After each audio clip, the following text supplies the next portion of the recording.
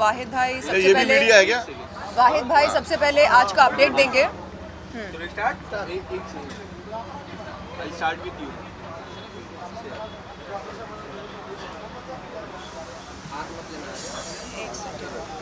एक second pillow तशरीफ। तो फर्स्टली मैं आपसे जानना चाहूँगा कि आज जितने भी पॉइंट्स हैं क्या कुछ हुआ कोर्ट में, और सबसे बड़ी चीज़ क्या राखी के पक्ष में गई है आज? देखिए, जैसा कि आप लोग सब जानते हैं कि जुडिशल कस्टडी के बाद आदिल को पुलिस कस्टडी में भेजा गया था 4 दिन के रिमांड में, और जो क्वेश्चंस थे वो पुलिस ने पूछा, जो राखी के द्वारा लगाए गए आरोप थे, उनमें कई गंभीर आरोप थे, जैसे कि अंडर सेक्शन 377 पे चीटिंग का केस था, और उसके बाद जो उस पर जो मारामारी हुई, जो इन पर हमला किया गया, वो केस था। आज रिमांड जब दोबारा अधेरी कोर्ट में पहुंचा तो माननीय न्यायालय ने उन्हें जुडिशल कस्टडी में भेज दिया। जुडिशल कस्टडी अमूमन तौर पे 14 दिन की होती है। तो ये आज की अपडेट है। लेकिन इसके बाद एक बड़ी अपडेट ये है कि इनके ऊपर, आदिल के ऊपर, जो मैसूर में एक महिला ने 376 यानी कि बलात्कार का जो आरोप लगाया, उस आरोप के लिए मैसूर पुलिस यहाँ पे आई हुई थी, कर्नाटक की पुलिस, और उन्होंने तुरंत वो प्रोडक्शन वारंट पेश किया कोर्ट के सामने कि ये हमारे पास फिजिकल प्रोडक्शन वारंट है और आदिल को हमें मैसूर लेके जाना है ताकि ये जांच हो सके जो उस पर आरोप लगाया 376 का। तो कोर्ट ने, माननीय न्यायालय ने उसको कंसिडर किया और उसे अब प्रोडक्शन वारंट के तहत जो है वो मैसूर के लिए रवाना कर दिया गया है। वहाँ पर उसके ऊपर ट्रायल चलेगा, उसके पेशी होगी। पेशी के बाद हो सकता है उसको पुलिस कस्टडी हो या जुडिशल कस्टडी। लेकिन इसका मतलब ये नहीं है कि आदिल दुरानी को बेल हो गई है यहाँ पे राखी के केस में। आदिल दुरानी अभी भी टेक्निकली जुडिशल कस्टडी में है, और जब मैसूर की हियरिंग कंप्लीट होगी तो आदिल दुरानी को दोबारा मुंबई में लाना होगा। तो ये बात आप समझ लें। अभी कई मीडिया में वाले ये चला रहे हैं कि आदिल दुरानी छूट गया, बेल हो गई, ये हो गई, तो ऐसा कतई नहीं है। ये सरासर गलत खबर है और हम इसका कंडेम करते हैं। राखी जी, आपसे जानना चाहूँगा, जिस तरह मैसूर पुलिस उनको लेके गई और उनकी वहाँ पे जीसी होगी, आप कितना सहमत है इस चीज़ को लेके? नहीं, Mysore police second time I है। इसके पहले भी जो जेसी हुई थी, पहले दिन पहली बार हुआ कितने बड़े केस में जज साहब ने आदिल को जेसी दे दी, जुडिशल कस्टडी। बट हालांकि ऐसा नहीं होना चाहिए था, पहले पुलिस कस्टडी होनी चाहिए थी, फिर जेसी होना चाहिए थी। बट अभी पुलिस कस्टडी हुई है यहाँ पे। जब हम लोगों ने केस लड़ा तो पुलिस ने ये कहा कि 80% तो सबूत सब आ गए हैं, जो कि मुझे नहीं लगता कि आए हैं 80%, क्योंकि जो मेन तो 80% 100% प्रूफ तब होंगे जब उनके दोनों फ़ोन हाजिर होंगे, पुलिस कस्टडी में होंगे, क्योंकि सारा गुनाह, सारा क्राइम फ़ोन में ही है। जिस दिन उनको अरेस्ट किया गया था उस टाइम से लेकर रात तक उनको जेल में डाला गया, पूरा दिन फ़ोन उनके पास था, क्योंकि आप पूरी मीडिया बाहर थी और वो अंदर से मुझे, जब मैं कंप्लेंट लिखवा रही थी, पूरा मुझे रात तक फ़ोन आए हैं, रात तक फ़ोन आए हैं। तो मतलब फ़ोन तो उन्हीं के पास था, दोनों आईफोन। यानी इनके कहने का मतलब इन शॉर्ट कि जब उसका स्टेटमेंट रिकॉर्ड किया जा रहा था तब भी फ़ोन उसके पास था, और जब ऑफिशियली उसको अरेस्ट किया गया उसके बाद भी फ़ोन उसके पास था। यानी कि रात के राखी के मुताबिक 11, साढ़े 11, 12 बजे तक राखी को कॉल आ रहा था। जब मोबाइल उसके पास था तो फिजिकल फिक्सिंग के बाद उस मोबाइल फ़ोन को अपने पास क्यों नहीं लिया पुलिस ने, ये सवालिया निशान है। हालांकि हमारा कोई कंप्लेंट मुंबई पुलिस के खिलाफ नहीं है, हमें पूरा भरोसा है मुंबई पुलिस से, उनके कार्यप्रणाली से, लेकिन हमें उस ऑफिसर पे कहीं ना कहीं डाउट आ रहा है कि आखिरकार वो मोबाइल फ़ोन उसने क्यों नहीं लिया, क्योंकि उसी मोबाइल में राखी के मुताबिक वीडियोस हैं, फोटोग्राफ्स हैं, जिसको लगातार राखी ने हाईलाइट किया है और मीडिया के समक्ष, पुलिस के समक्ष स्टेटमेंट में कहा है कि उसके कुछ आपत्तिजनक फ़ोटो और वीडियोस लिए गए। तो ये एक बहुत एविडेंस, महत्वपूर्ण एविडेंस था वो मोबाइल फ़ोन, जिसको लेने में कहीं ना कहीं वो पुलिस अधिकारी चूक गया। अब क्यों चूक गया ये वो जाने और डिपार्टमेंट जाने। हम डिपार्टमेंट से गुहार लगा रहे हैं और संपर्क में हैं कि ये इसकी जांच होनी चाहिए। मेरे ऐसे वीडियोज़ है जो हमारी हनीमून के, हमारे पर्सनल ऐसे वीडियोज़ है जो आदिल ने अपने स्नैपचैट से किसी और को भेजे हैं। आप समझ रहे हो, आदिल के अकाउंट से बहुत सारे वीडियो ऐसे गए हैं, और सामने वाला बंदा मुझे धमकी दे रहा है। आपने सुना, वो देखा था कि अगर तुम चुप नहीं रही, आदिल के बारे में बार बार वीडियो के बारे में पूछा तो मैं तुम्हारे सारे वीडियो वायरल कर दूंगा। वो सारा मेरे पास मैसेजेस है जो मैंने पुलिस को दिए हैं, आपने कोर्ट पे भी पेश किए वो सारे मैसेज, एडवोकेट को दिए हैं मैंने। तो कोर्ट की तरफ से क्या कुछ दलीलें मुझे थी तो नहीं पता कोर्ट का। कोर्ट ने देखिए इतनी जल्दी ट्रायल तो शुरू नहीं हो सकता ना। शर्लिन एक लॉयर भी हैं, होने वाली बहुत जल्दी एडवोकेट हैं, ये जानती हैं, ये पढ़ रही हैं कि ट्रायल इतनी जल्दी शुरू नहीं होता। अभी प्राइमा फेसी अभी तो हियरिंग चलती है, दोनों ही पक्ष अपने दलीलें सामने रखते हैं। ये कोर्ट बोर्ड में आने में तकरीबन 4 से 5 साल लग जाएगा। चार्जशीट के हाँ? चार्जशीट के बाद 4 से 5 साल भाई, इतना तो टाइम लगता है बोर्ड में आने के लिए, और फिर उस पे बाद ट्रायल शुरू होगा। हो सकता है जल्दी भी आ जाए, लेकिन आज लोड इतना ज़्यादा है कोर्ट के बाद, कोविड के 2 साल के बाद के आज शायद हियरिंग होने में, स्टार्ट होने में, ट्रायल शुरू होने में टाइम लगेगा। तो जब ट्रायल शुरू होगा तब विस्तार से बातचीत होगी दोनों पक्षों की दलीलें।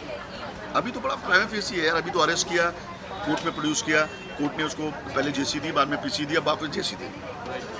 शर्लिन, आपका क्या टेक है इस पे, जिस तरह ये केस नए नए रूप ले रहा है? आप क्या कहना चाहोगे? आप राखी जी को सपोर्ट कर रहे हो, कई दिनों से सपोर्ट कर रहे हो, आपका क्या टेक ऑन?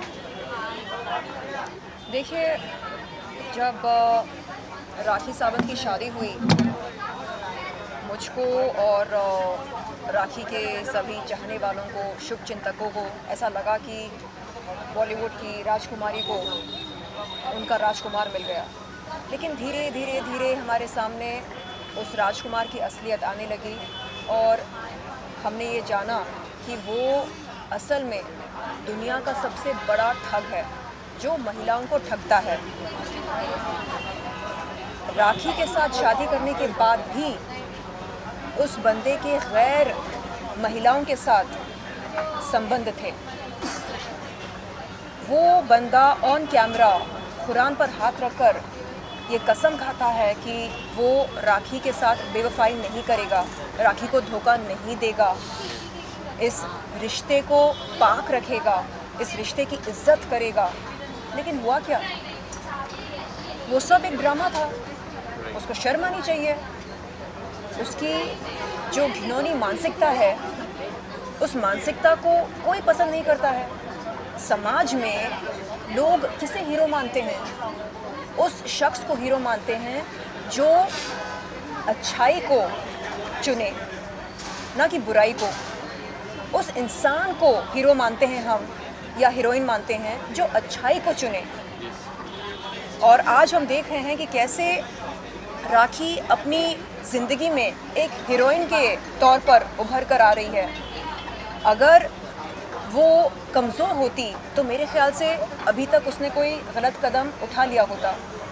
हमने देखा है कि कैसे सबरमती नदी में एक मुस्लिम महिला ने अपनी जान दे दी थी क्योंकि उसके शौहर ने उसके साथ गलत किया, एक गैर महिला के साथ संबंध बनाकर।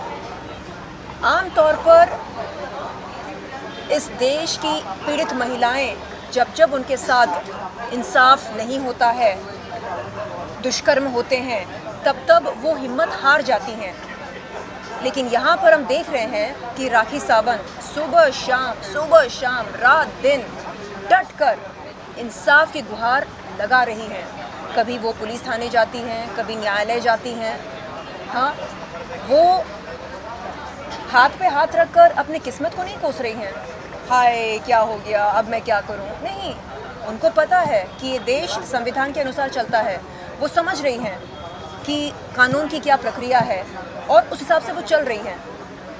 तो ऐसे में मुझे लगता है हम सबको उन्हें शाबाशी देनी चाहिए, हौसला अफजाई करनी चाहिए उनकी, और हम सब तहे दिल से उनके साथ हैं। न सिर्फ मैं, न सिर्फ वाहिद भाई, बल्कि मीडिया के तमाम लोग हैं, इस देश के तमाम लोग हैं। मैं जब मार्केट जाती हूँ, मुझे लोग पहचानते हैं और पूछते हैं कि अरे क्या हो रहा है राखी की ज़िंदगी में, अभी तो आपकी दोस्ती हो गई ना उनके साथ। यानी लोगों को उत्सुकता है ये जानने के लिए कि क्या राखी को इंसाफ मिलेगा, आज नहीं तो कल इंसाफ मिलेगा या नहीं मिलेगा। इन्होंने जो अपने पैसे गंवाए हैं, 1 करोड़ 60 लाख रुपए तकरीबन, वो पैसे वापस मिलेंगे इनको। और ये जो शादी हुई है, इस शादी का क्या होगा? क्या आदिल इनसे माफ़ी मांगेगा? क्या वापस आएगा इनके पास? क्या ये शादी टूट जाएगी? क्या डिवोर्स हो जाएगा? क्या होगा? डिवोर्स नहीं होगा बेबी, मैं तो तलाक उसको कभी नहीं दूंगी, मैं तो कभी नहीं दूंगी। आप माफ़ कर देंगे उन्हें? माफ़ नहीं करूंगी। आज एक स्टेटमेंट माफ़ नहीं आया करूंगी। उसके वकील का, उसके वकील ने कोर्ट के बाहर ये स्टेटमेंट दिया कि राखी सावंत बार बार पुलिस स्टेशन जाके आदिल के साथ कॉम्प्रोमाइज़ की बात कर रही हैं, सेटलमेंट की बात कर रही हैं। हम उस खबर का कंडेम्ड करते हैं। मैंने और भी चैनल्स के इंटरव्यू में कहा कि ये सच्चाई नहीं है। राखी पुलिस स्टेशन अपनी इन्वेस्टिगेशन के लिए जाती थी। आपको पूरा अधिकार है पता करने का कि क्या हो रहा है क्या नहीं हो रहा। शर्लिन आप जानती हैं अच्छी तरीके से, अगर आप जाके स्टेटमेंट दे रही हैं और कोई कोई आदिल को लेके उसके कैबिन में आता है और आदिल उनसे बात करता है और उसके द्वारा वकीलों के द्वारा राखी को फ़ोन करके ये कहा गया कि आओ आदिल मिलना चाहता है, राखी ने डिनाई किया है बार बार। अब राखी अगर अपने अपडेट लेने के लिए पुलिस स्टेशन जा रही हैं और वो आदिल दुरानी वहाँ पे आ रहा है और बातचीत हो रही है, तो ये सेटलमेंट की बात कहाँ से हो जाएगी। राखी आज एक आइडल है तमाम लड़कियों के लिए जो आज इस त्रासदी से गुजर रही हैं, जो इस दुविधा से गुजर रही हैं। क्या राखी सावंत कॉम्प्रोमाइज़ करेंगी? ऐसा सवाल पूछना ही नहीं चाहिए। वो वकील को ऐसा आरोप लगाना ही नहीं चाहिए बेबुनियाद। अगर उसको लगाना ही था तो माननीय न्यायालय के सामने लगाता, मीडिया के सामने ट्रायल करके क्या फ़ायदा है इस चीज़ का।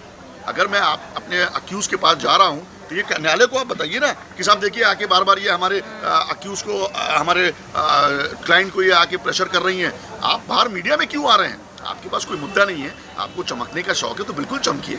आपको अपनी दलीलें देखिए, अपने बिल बढ़ाने का शौक है तो बिल्कुल बढ़ाइए, कोई प्रॉब्लम नहीं है। लेकिन आरोप लगाने से पहले सबूत लाइए।